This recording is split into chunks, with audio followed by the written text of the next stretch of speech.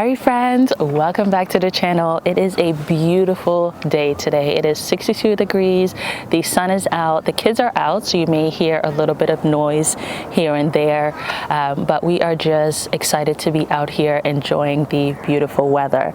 So seeing that the weather is so ideal, I thought this would be the perfect day to go ahead and spray my dormant fruit tree. So if you guys saw when I was doing my tours last year, our apple trees were getting taken over by the cedar rust, and then our peach tree had the peach leaf curl. So we are going to try to spray for those diseases, but also cover any mites or insects that overwintered, just so that we could cover both bases at once. Both of these can be added together, so you can essentially drop the correct amount into your gallon container or whatever container that you have, and you're able to go ahead and spray your tree. So I am doing this towards the middle of March, which is not the correct time, but that's what worked out for me. But ideally you'd want to do 3 sprays. The first spray would be towards the end of November, so around Thanksgiving time. The second spray would be around Christmas time, give or take these dates, give or take a week or 2. And then the third spray would be around Valentine's Day, give or take a week or 2. So I am still kind of in that window, and it's just what works out. And I've heard if you're able to catch that last spray, that should be good enough, but you just want to make sure that you're not spraying once the trees start flowering and budding up, because then that attracts beneficial insects, and spraying these while those are out is just not good for those insects. So you want to make sure that it's not budding out and it's not leafing out, because once it leaves out, there's no point in spraying because it's just not going to work. So we are going to get started. I just want to say for the copper fungicide for the horticultural oil, it has to be, it says do not apply when temperature is greater than 90 degrees or less than 40 degrees. So I'm thinking maybe those 2 dates would not work for this application. I'm not sure, but you just want to make sure that you keep a note of the temperature so that it could actually activate. And the way the horticultural oil works is that when you spray it, it kind of sucks onto any overwintered pests that may be on your dormant tree, and that way it goes ahead and kills it and suffocates it and prevents it from hatching and multiplying. And there's a different diseases that the copper fungicide covers. On the bottle here, they have a little pamphlet in the back, and it just gives many different diseases that it covers and what application you should use. So I'm going to follow the direction on the back of both of these for my gallon container, and we're just going to pour it together and mix it in, and then go ahead and spray our fruit trees. So when checking the application directions on the back, the general application is to mix 0.5 to 2 fluid ounces of this product per gallon, but they have some in here that gives specific amounts based on the issues that you are trying to mitigate. So just make sure you're going through the back pamphlet entirely before you spray. So I went ahead, I was initially going to take one of my tablespoons from in the kitchen to do this measurement, but I could only find 1. So I went ahead and measured out with this, and this I could kind of just keep in the back and use it for all the gardening stuff. So this is going by the crop. So I'm just going to pick the one that covers most of the crops. This one says almonds, apricots, cherries, nectarine, peaches. It says to use 2.5 to 7.5 tablespoons of oil per gallon of gallon of water. So let's just go with the max, because I'm only doing 1 spray and I want to make sure that it's covered. So I'm going to go with the 7 teaspoon.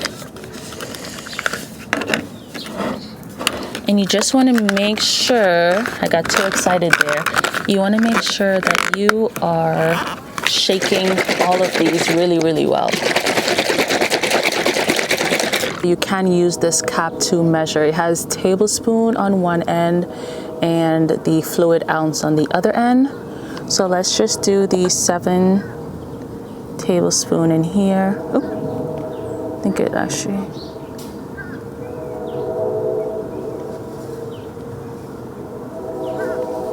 So let's put this in. And then this one had said 0.5 to 2 fluid ounces and 2 tablespoons equals 1 fluid ounces. So we need to fill this up twice.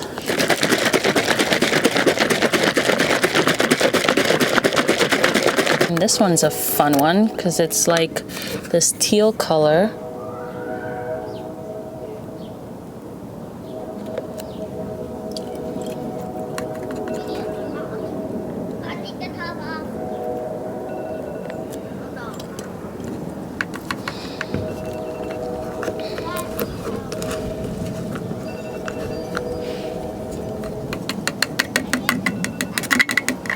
I'm going to use our bamboo and mix this around.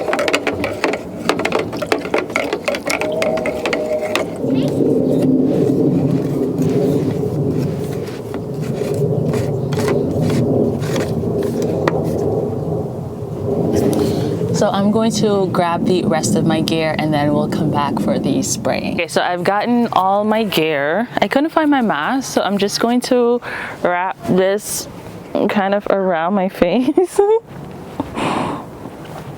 And then I couldn't find my official glasses either, like, you know, those clear workman glasses. I hope you can hear me really well, but I found these sunglasses that I've had since I was like a teenager. It's definitely giving spring on the side.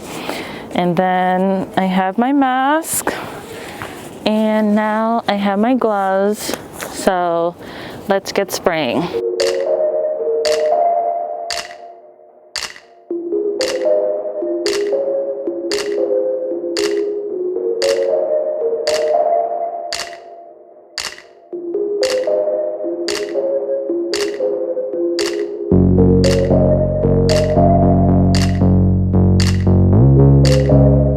So I was trying to avoid having to come back in and refill this sprayer. For some reason, I thought this 1 gallon would be enough. Apparently not, so I'm going to have to make a second batch of it. I do have a 2-gallon sprayer that I'm definitely going to use next time. I really just thought the 1 gallon would be enough. So I'm just going to redo everything. And I only have 1 or 2 trees remaining.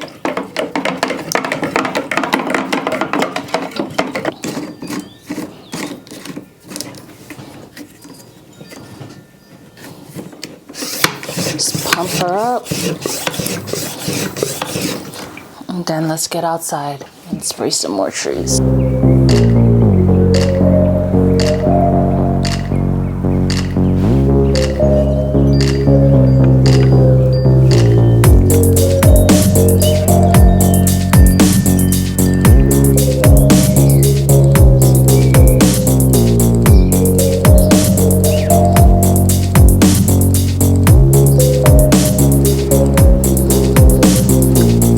So we've completed the spraying for today. I'm so happy to have that task done and not have it in the back of my head, making sure that I get out here in time. I was trying to wait a little bit for the sun to go down a bit so I could get some better shots of me spraying the tree, but I think that's only happened for the cherry tree back here.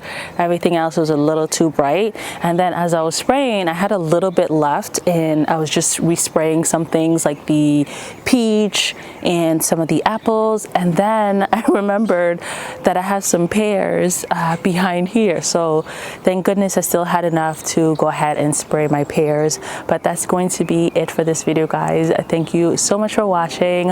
Until next time, make sure you eye up yourself, and I will see you in the next one. Bye.